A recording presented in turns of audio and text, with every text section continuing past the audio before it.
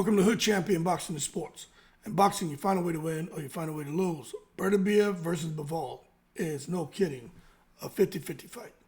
I don't know anyone out there who disagrees with that. That's one thing I could say that everyone's been pretty much consistent on, is the fact that this is one of the most evenly matched fights that have been made in a long time. Although the styles are a bit contrasting, it's a very, very even fight. Now, just to remind you guys, for those who don't know, they're going to be meeting for the undisputed distinction at light heavyweight this Saturday. They're fighting in Riyadh, Saudi Arabia. And it's the first undisputed title fight in the division since 1999. And the first all four major world titles are going to be up for grabs in this four-belt era. Now, this is what I want to say. When I look at the styles of these guys, you know what this reminds me of? And just follow along. Joe Calzaghe and Jeff Lacy. Now, understand this. I'm not at all saying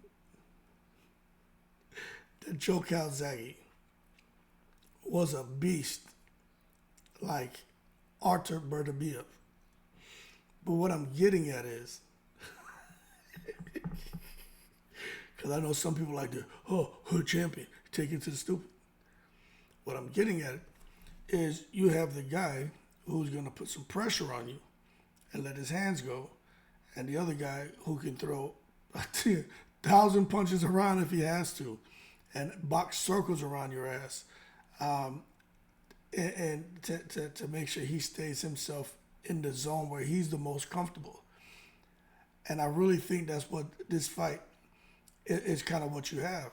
The main difference here, right, with Calzaghe and Bivol, they're pretty similar. Do a lot of punches, combinations. They're not good, but Bivol don't screw around the ring like Calzaghe. But bottom line is, his output and his boxing IQ is crazy.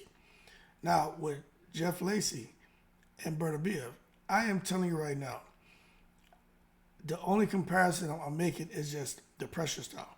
But Beterbiev is obviously something that I don't think the dude is human, to be honest with you. But can a boxer like Beterbiev, from the first second of the first round, let go, combination after combination, man, to keep Beterbiev honest? Because this is the thing, Beterbiev, man, it doesn't matter who he fights. At some point, he starts to touch the opponents. And you just notice that their expression changes. Their body language changes. Their output reduces. Their corner gets quiet. Like, you can see Beterbiev, round after round, starts to beat the fight out of his opponents. Now, Jeff Lacy never got that opportunity. I mean, the biggest thing Jeff Lacy did was, his ring walk. But but what you saw is he had the mentality to go in there on a seek and destroy mission. He just couldn't do it. With Beterbiev, is he going to be able to do the business? And that's a serious question. But that's what happens when you have a 50-50 fight, because all he needs to do is land one or two shots. And I think Bivol's going to say, okay, hey, yo, Beterbiev, hold your horses. We were both on the same national team. You don't have to hit me like that. That shit doesn't feel good. And you can see now where there are going to be some rounds where I think Beterbiev may start to take control. But the one thing about these two guys, they're Russian fighters, man. And these guys are just the elite. Like, you can't come and replicate what these guys are doing. They're super special fighters. One's been fighting since he's been 5.5. The other been fighting since he's been 9 or 10. They've been doing this shit for 20 plus years, man.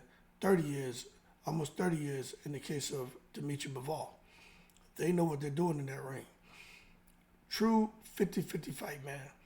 And with Beterbiev, I'm going to tell you, he's more than just power. His IQ, everything. That man's more than just power. But that's what he's known for. You got to have some IQ, man, when you get in the ring with exceptional fighters and cut the ring. I put pressure on them and force these guys to no longer be able to execute the game plan. It's more than just power that will change a fight. You got to have the intelligence to execute those power shots to make sure that you can take control of a fight and go on and get a knockout.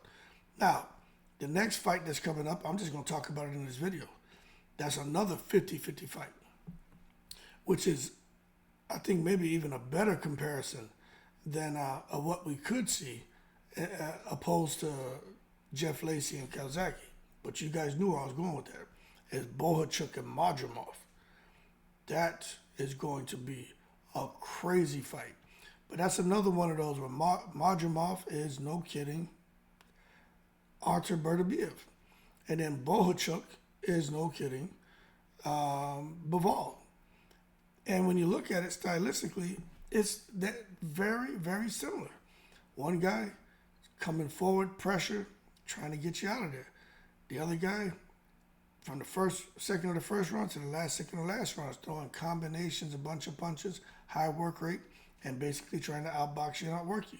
So, again, we're going to pivot from Beterbiev and Bivol, a true 50-50 fight, and then go right into Madrimov Bohachuk, another true 50-50 fight. And I'm telling you what, man, I'm really looking forward to these fights.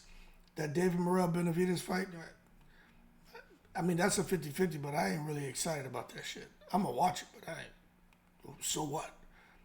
But this fight right here, in that Bohachuk Madrimov, those are the fights, man, where I'm like, there's an air of suspense there. You really don't know what's going to happen.